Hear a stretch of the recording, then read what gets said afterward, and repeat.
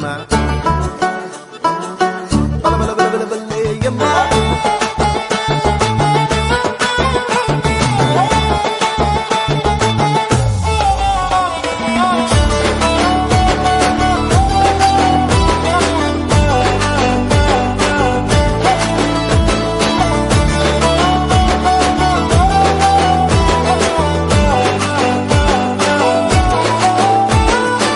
தகராறே